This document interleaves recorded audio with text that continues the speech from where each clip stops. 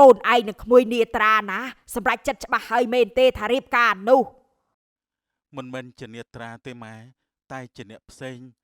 ខ្ញុំចេះរាប់ហើយបងមិនបាច់ជួយខ្ញុំនៅទេខ្ញុំមិនត្រូវការឡើយខ្លាចបងបន្លំចូលលុយខ្ញុំណាចាអ្នកកូនប្រុសខ្ញុំណាវាខ្ជិលណាស់បើនិយាយពីរឿងធ្វើខ្លួនវិញរាប់ម៉ោងធ្វើខ្លួនយូរជាងខ្ញុំដែលជាមនុស្សខ្ញុំទិញផ្កាយកទៅសួរសុកទុកមិត្តខ្ញុំព្រោះតានាងឈឺមិនទាន់ចេញពីពេទ្យនោះទេហើយម្យ៉ាងទៀតគឺនាងចូលចិត្តផ្កាផងដែរខ្ញុំមិនចង់ទៅសួរសុកទុកដោយដៃទៅទេនោះទេអរគុណបងណាស់ដែលបានមកសួរសុខទុក្ខខ្ញុំ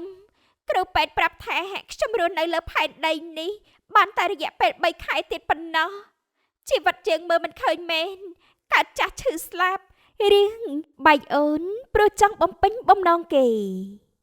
នាពេលថ្ងៃត្រង់មេឃកំពុងតែក្តៅខ្លាំងជះពន្លឺមកត្រចះត្រចង់តែម្ដងស្របពេលជាមួយគ្នានោះតូបលក់ទឹកអំពៅកំពុងតែដាច់ខ្លាំងអ្នកទិញតម្រង់ជួរគ្នាអ្នកលក់ក៏ស្រាប់តែបន្លឺឡើងនាពេលនោះដូចគ្នាពេលនេះទឹកអំពៅអស់ហើយអ្នកដែលមកក្រោយចាំស្អែកម្ដងទៀតចា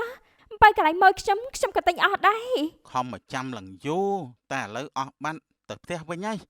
មិនក្តៅសឹងអីទៅហើយថាមករកអីតិចផ្អែមគ្រាន់ឲ្យវាតិចចិត្តខ្លះដឹងអីមកក្រោយគេអត់ដដែលអ្នកដែលមកក្រោយក៏បានចាក់ចេញទៅម្ដងម្នាក់មិនខែនេះប៉ាត់ជាក្តៅណាស់លក់ទាំងបើដាច់អស់គ្មានសល់លក់ទាំងបើដាច់អស់លឿនជាងរាល់ដងទៅទៀត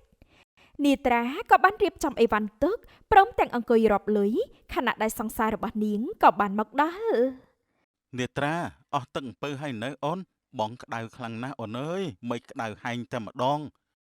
ខ្ញុំលក់អស់ហើយបងមកចិត្តពេនទេកំពុងទៅរាប់លុយមែនទេឲ្យបងជួយរាប់ដែរទេអូនខ្ញុំចេះរាប់ហើយបងមិនបាច់ជួយខ្ញុំនៅទេខ្ញុំមិនត្រូវការឡើយខ្លាចបងបន្លំចូលលុយខ្ញុំណាបងជាសង្សាររបស់អូនគួរណាទៅទុកចិត្តបងមិននិយាយអញ្ចឹងដាក់បងទេអូនឯងធ្វើឲ្យបងអន់ចិត្តខ្លាំងណាស់ណាដឹងដែរអូនខ្ញុំនិយាយលេងសោះបងកាត់ច្រើនដល់ហើយមកជួយរៀបចំអីវ៉ាន់ខ្ញុំវិញទៅមិនបាច់ជួយរាប់លុយអីទេព្រោះថាជាលុយរបស់ខ្ញុំហើយខ្ញុំជាអ្នកដែលត្រូវការកាន់កាប់វាដោយផ្ទាល់ណាបានបងមកជួយតាវិចិត្រក៏បានជួយសង្សារប្រមូលសម្រាមនៅតូបលក់ទឹកអំពៅនេះលឺពេលរួចរាល់ហើយនោះគេក៏បានត្រឡប់មកដល់ផ្ទះវិញថ្ងៃនេះក្តៅដល់ហើយរកតងូតទឹកសិនវិចិត្រទៅងូតទឹកនៅអណ្ដូងភ្លាមរំពេចនោះក៏មានអ្នកទេមកនរណាទេមកខ្ញុំពេលនេះណោះមនុស្សកំពុងតងូតទឹកផងវិចិត្រលើកទូរស័ព្ទភ្លេតតែម្ដងបាទម៉ែខ្ញុំកំពុងងូតទឹកម៉ែនៅណាខ្ញុំមកផ្ទះវិញមិនឃើញម៉ែសោះម៉ែដើរផ្ទះគេទៀតហើយមែនទេអាកូននេះយើងជាម៉ែនិយាយអញ្ចឹងដាក់ម៉ែទៅកើតដែរអីណែពេលងូតទឹករួចណាមកយកម៉ែផងម៉ែនៅឯផ្សារកូនឯងងូតឲ្យរហ័សផងទៅកុំងូតទឹកយូរពេកធ្វើមើលតែមនុស្សស្រីអញ្ចឹងបាទចាំខ្ញុំបញ្ញាប់ទៅយកម៉ែចាំខ្ញុំមកផ្លេតណាម៉ែណាវិចិត្រងូតទឹករួចរាល់ហើយគេក៏បានទៅផ្សារតែម្ដងមិញរឿនកំពុងតែជាប់មាត់ជជែកជាមួយអ្នកនៅក្នុងផ្សារដូចគ្នាចាអ្នកកូនប្រុសខ្ញុំណាវាខ្ជិលណាស់បើនិយាយពីរឿងធ្វើខ្លួនវិញរាប់ម៉ោងធ្វើខ្លួនយូរជាងខ្ញុំដែលជាមនុស្សចាស់ទៅទៀតហើយខ្ញុំមានកូនប្រុសតែមួយទៀតខ្ញុំចង់បានកូនស្រីណាស់តែមកបានកូនប្រុសទៅវិញពិតជាមិនដូចចិត្តមែនអើយបើកូនខ្ញុំវិញណាកន្លែងដេកដូចសបុកជ្រូកខ្ញុំនិយាយស្ដីថាមិនដៃចេះស្ដាប់ទេនិយាយឡើងហត់មាត់គ្រប់ពេលហើយអើយក្មេងៗចឹងមែនយើងជាមនុស្សចាស់និយាយទៅមិនដែរចេះស្ដាប់ឡើយពេលខ្លះមិនចង់អត់ធ្មត់នោះទេតែជាកូនទៅហើយនោះបើចិត្តក្តៅខឹងជាមួយពេកក៏វាមិនកើតដែរអើយក្មេងៗចឹងមែនយើងជាមនុស្សចាស់និយាយទៅមិនដែរចេះស្ដាប់ឡើយពេលខ្លះមិនចង់អត់ធ្មត់នោះទេតែជាកូនទៅហើយនោះបើចិត្តក្តៅខឹងជាមួយពេកក៏វាមិនកើតដែរម៉ែប៉ណ្ណឹងបានហើយតោះទៅផ្ទះឯងមិនឃើញម៉ែកំពុងតែជជែកទេអីមិនក៏មកហៅម៉ែឲ្យទៅផ្ទះអញ្ចឹងមិនមានសុជីវធម៌សោះកូននេះ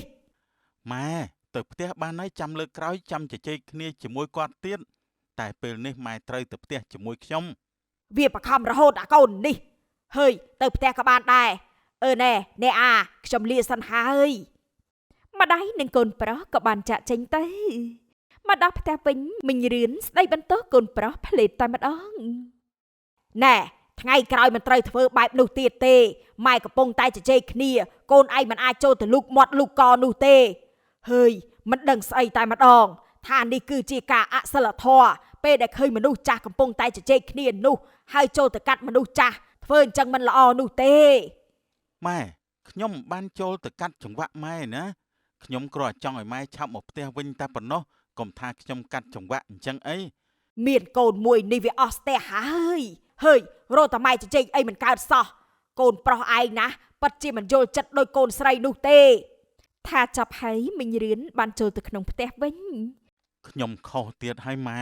ខុសគ្រប់រឿងតែម្ដងខ្ញុំ វិចិត្រចាក់ចេញពីផ្ទះមកដល់កន្លែងលក់ផ្កា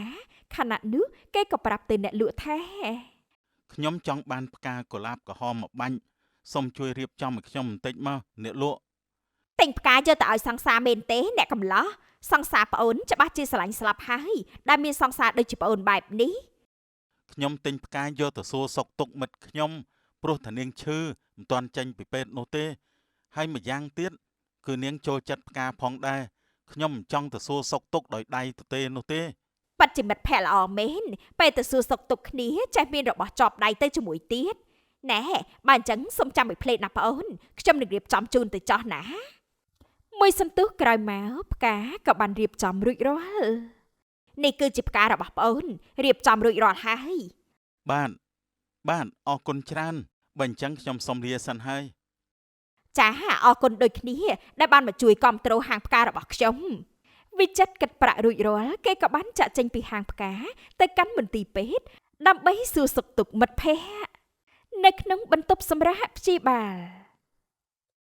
ខ្ញុំមកសួរសុខទុក្ខខ្ញុំយកផ្កាដែលផលីចូលចិត្តមកផងដែរបានធូរខ្លះទេ អរគុណបងណាស់ដែលបានមកសួរសុខទុក្ខខ្ញុំគ្រូពេទ្យប្រាប់ថាខ្ញុំរស់នៅលើផែនដីនេះបានតែរយៈពេល3ខែទៀតប៉ុណ្ណោះជីវិតយើងមើលមិនឃើញមែនកើតចាស់ឈឺស្លាប់កើតជំងឺស្លាប់ទាំងវ័យក្មេងអញ្ចឹងហើយបើមានជីវិតរស់នៅលើផែនដីមានសុខភាពល្អស្រស់ថ្លាហើយនោះគួរតែប្រើជីវិតរស់នៅឲ្យមានតម្លៃនៅលើផែនដីនេះរឿងស្លាប់រស់គឺមើលមិនឃើញឡើយ បងស្លុតចិត្តណាស់ពេលឮដំណឹងនេះហើយមិនក៏ព្រមលិខិតធ្វើបាបមនុស្សស្លូតត្រង់យ៉ាងនេះទៅកើតណោះ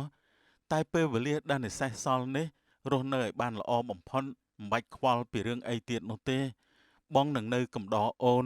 គ្រួសារអូនទាំងអស់ក៏នៅជាមួយអូនដែរ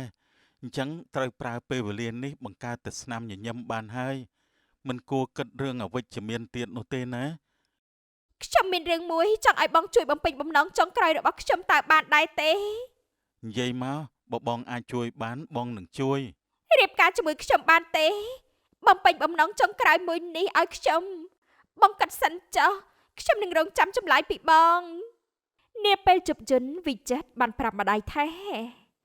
ម៉ែខ្ញុំគិតថាខ្ញុំនឹងរៀបការហើយក ូនឯងនឹងក្មួយនាត្រាណាសម្រាប់ចិត្តច្បាស់ហើយមែនទេថារៀបការនោះ មិនមែនជានេត្រាទេម៉ែតែជាអ្នកផ្សេងខ្ញុំរៀបការជាមួយមិត្តភ័ក្តិរបស់ខ្ញុំ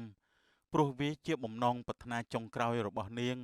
ព្រោះនាងរស់នៅបានតែ3ខែទៀតនោះទេ អើយពធអើយហើយចោះក្មួយនាត្រាវិញនោះគិតយ៉ាងណាទៅបើសិនជាកូនរៀបការជាមួយអ្នកផ្សេងបែបនេះនោះ ខ្ញុំនឹងនិយាយជាមួយនាងអំពីរឿងនេះម៉ែមិនបាច់បារម្ភពីខ្ញុំទេខ្ញុំនឹងដោះស្រាយរឿងនេះខ្ញុំនឹងមិនធ្វើឲ្យនេត្រាខូចចិត្តយូរនោះទេព្រោះនាងនឹងមិនដឹងអំពីរឿងនេះទេខ្ញុំសុខចិត្តធ្វើឲ្យនាងស្អប់ខ្ញុំមិនឲ្យនាងក្រំគ្រាយូរទេនាងជាមនុស្សដែលខ្ញុំស្រឡាញ់ដូច្នេះខ្ញុំមិនចង់ឃើញនាងត្រូវឈឺចាប់ព្រោះតែខ្ញុំយូរនោះទេនាងមិនសមនឹងទទួលបានភាពឈឺចាប់ទាំងនោះទេ ធ្វើតាមនឹងទៅអញ្ចឹងម៉ែក៏មិនដឹងថាត្រូវនិយាយបែបណាដែរ នាថ្ងៃបន្ទាប់នាត្រាកំពុងតែលក់ទឹកអំពៅឪពុករបស់នាងក៏បានទូរស័ព្ទមកចាប់ពុកថាម៉េចពុកនៅក្នុងមន្ទីរពេទ្យតាមមែនដែរទេចាខ្ញុំនឹងប្រញាប់ទៅមន្ទីរពេទ្យឥឡូវនេះណានាត្រាផ្ញើតូបទឹកអំពៅឲ្យអ្នកផ្សេងជួយលក់ខណៈដែលនាងក៏បានមកដល់មន្ទីរពេទ្យចូលទៅមើលឪពុករបស់នាងនៅក្នុងបន្ទប់សម្រាកតែម្ដងពុកពិសាស្រាមែនទេបានជិះម៉ូតូដួលអញ្ចឹងនោះ ពុកមិនបានផឹកស្រាទេកុំចេះតែនិយាយអញ្ចឹងដាក់ពុកមើលពីមុនពុកផឹកស្រាមែនតែពេលនេះពុកឈប់ហើយ គឺពុកជិះម៉ូតូដួលដោយសារកលាច់ដុំថ្មវានៅតាមផ្លូវធំពេកតើកូនឯងនេះបន្ទោសបានចេះតែបន្ទោសរមង មកពីពុកធ្លាប់ពិសាស្រែបានជាខ្ញុំស្មានបែបហ្នឹងតែម្ដងទេ អើដោយសារតែបែបនេះហើយបានជាកូនម៉ៃពុកខុសនោះប៉ុន្តែបំភ្លេចចោលទៅពេលនេះពុកអស់អីហើយពុកទេឲ្យកូនមកទទួលពុកទៅផ្ទះវិញតើព្រោះពុកមិនបានចង់នៅដេកក្នុងមន្ទីរពេទ្យទេ ខ្ញុំទៅកាត់ថ្លៃពេទ្យសិនណា ទៅចោះកូនស្រី